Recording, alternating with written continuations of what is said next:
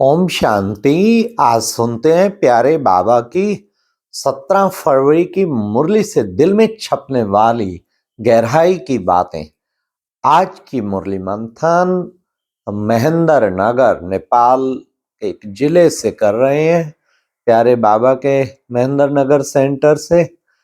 ये सेंटर मजलिस पार्क दिल्ली की ओर से खुला है और महेंद्र नगर सेंटर पे महिमा बहन होती है और भी उन्होंने आसपास बिलौरी में पार्वती बहन जी होती, तो 2-3 सेंटर और भी खोले हैं। बड़ा अच्छी सेवाएं चल रही हैं। तो आज की मुरली में बाबा ने कितना सुंदर कहा, खुशी का पारा चढ़ना चाहिए। क्या कि जब परम ये जान जाते हो परम पिता परमात्मा का मैं बच्चा बना हूं, तो तुम बच्चों को कितना ना खुशी का पारा चढ़ना चाहिए। लेकिन बच्चों को पारा क्यों नहीं चढ़ता? ये लोभ मोह ये विकार खुशी को दबा देते हैं। फिर बाबा ने कहा वास्तव में सारी इतना दिल में छपने वाली बात थी, सारे विश्व की खुशी इन विकारों ने दबाई हुई है। इसलिए बच्चे अब तुम इन विकारों से नाता तोड़ दो। हाँ, क्योंकि ये खुशी दबाने वाले हैं ना, विकार सारी खुशी का नष्ट कर देते हैं। जब भी कोई विकार आए समझ लो मेरी खुशी का गला दब रहा है, अब खुशी खत्म हो जाएगी, इसलिए एकदम कांप जाना चाहिए। नहीं नहीं नहीं, ये विकार के निकट नहीं लगना, ये मेरी खुशी दबा देंगे।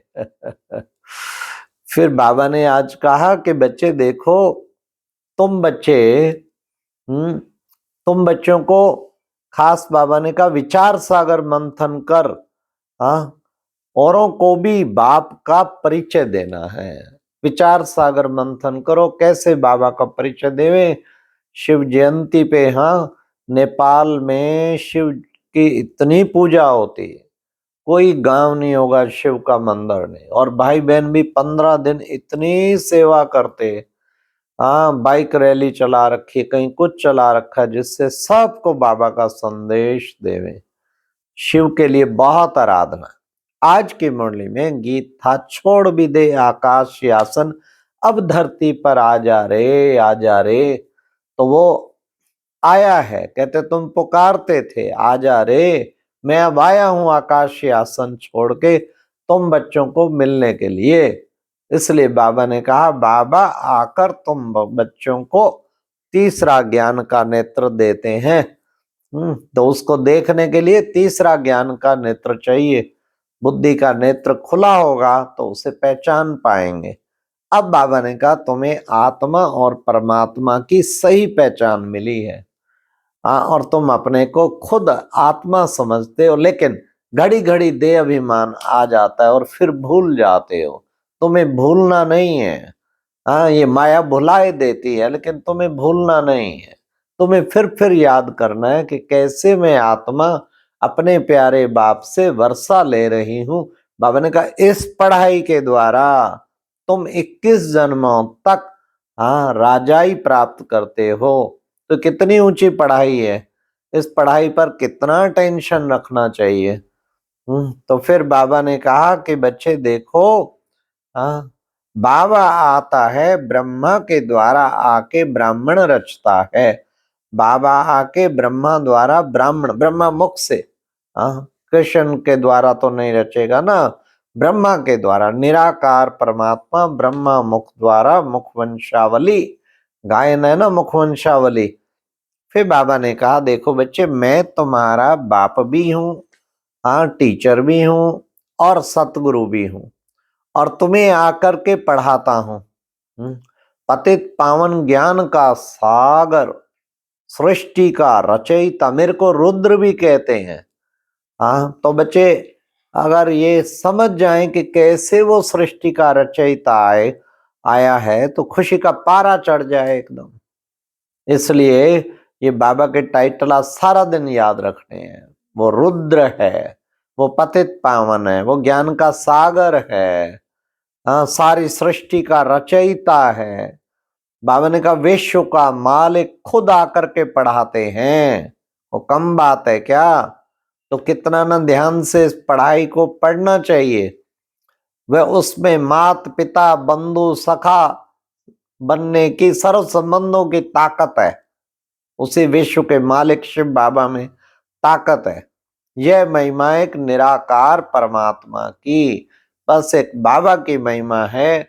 उसी महिमा को बार बार गान करते रहना चाहिए तो कितनी खुशी रहेगी। उसे हम कभी भी भुलाएं नहीं, उसको बार बार याद करें। फिर बाबा ने कहा याद रखो कि 84 जन्मों का मैं आत्मा 84 जन्मों का चक्र लगा के आई हूं, ये मेरा अंतिम जन्म है। और अब फिर बाप आए हम सबको वापस ले जाने के लिए। अंतिम जन्म कैसे मैं आत्मा चक्र लगाते लगाते लगाते पहुंच गई अब। आज बाबा ने ये भी राज खोला। हाँ, श्री कृष्ण और महाराजा महारानी लॉयल फैमिली, उनका स्टेटस अलग होगा, प्रजा का स्टेटस अलग होगा। ऐसा नहीं कि श्री कृष्ण अपने महल में इतना वो कुछ होगा, खेलेगा, कुछ करेगा। तो बाबा ने कहा विशेष जो है, आज बाबा ने कहा मैंने तुम बच्चों को, हाँ, माया ऐसी है जो तुम्हें पुरुषार्थ करने नहीं देगी। फिर कहीं मैं तो तुम्हें सुजाग करता हूं, जो बच्चे सुजाग होंगे औरों को भी सुजाग करें। लेकिन जो खुद भी सुस्त हैं वो क्या करेंगे, वो माया उनको और ही सुस्त बना देती है। फिर बाबा ने कहा गायन है ना, तमे माताश्च पिता तमे बंधुश्च सखा तमे विद्याश्च दृढ़म तमे सर्वमम देव देव। हाँ, मैं ही तुम्हारा माता पिता बंधु सखा, मुझे एक की मत पर चलना है, बाकी सब मत नीचे गिराएंगी, मेरी मत तुम्हें ऊपर ले जाएगी। इसलिए बाबा ने कहा तुम्हारी बुद्धि अब बस एक मन मना भाव, बाबा मंत्र देते हैं, मन मना भाव, अर्थात तुम मेरे में अपनी बुद्धि को लगा के रखो, अपना बुद्धि का योग मेरे से होगा तो तुम्हारा कल्याण होता जाएगा। बाबा ने कहा आधा कल्प चलता है राम राज और आधा कल्प चलता है रावण राज। ये है राम राज और रावण राज की कहानी। तो वास्तव में कहानी है कि किस तरीके राम राज अब आ रहा है, रावण राज अब जा रहा है। तो ये बच्चों को पुरुषार्थ करना चाहिए। फिर बाबा ने कहा कि देखो बच्चे, बीती को बीती करो, अब पुरुषार्थ में गैलप करना है। जो हुआ बीत गया ना, अब उसको घड़ी घड़ी याद नहीं करो, अब उसे गैलप करने का पुरुषार्थ करो। ये बाबा ने हम बच्चों को शिक्षा दी है। और बाबा ने कहा तुम सब हो लक्की स्टार, वो है आसमान के सितारे और तुम हो धरती के सितारे, तो तुम लक्की स्टार्स हो और तुम मनुष्यों को जगाने की सेवा करते। पर जो खुद ही नहीं जगा है, खुद सुजाग नहीं हुआ, वो औरों को कैसे जगाएगा। इसलिए बाबा ने कहा तुम लक्की स्टार्स औरों को भी जगाने का कार्य करते हो और ऐसा लक उनका भाग्य खुलता जाएगा जो हर वक्त इस सेवा में तत्पर रहते हैं, बाबा के साथ साथ बच्चों को भी तत्पर रखते हैं। तो बाबा ने कहा तुम्हारा ज्ञान योग का ऑपरेशन मैं कर रहा हूं। कोई का ऑपरेशन सक्सेसफुल होता, कोई का ठीक नहीं होता। जैसे आंखों का भी कोई का ऑपरेशन ठीक होता, कोई की तो आंख और ही खराब हो जाती। तो वहां तो सर्जन की कमी हो सकती है, लेकिन केवल सर्जन की कमी नहीं होती, कई बार पेशेंट की भी कमी होती। लेकिन बाबा तो सुप्रीम सर्जन, बिल्कुल ठीक ऑपरेशन करता। पर कई बच्चों में ही विकारों के कारण, तड़फ के कारण, जो बाबा कहते परहेज करो, अभी ऑपरेशन है, लेकिन वो परहेज नहीं कर पाते तो फिर क्या होता, ऑपरेशन खराब हो जाता। तो ऑपरेशन सक्सेसफुल होगा जब बाबा की पूरी पूरी श्रीमत पर चलेंगे, फिर ऑपरेशन पूरा 100% सक्सेसफुल होगा।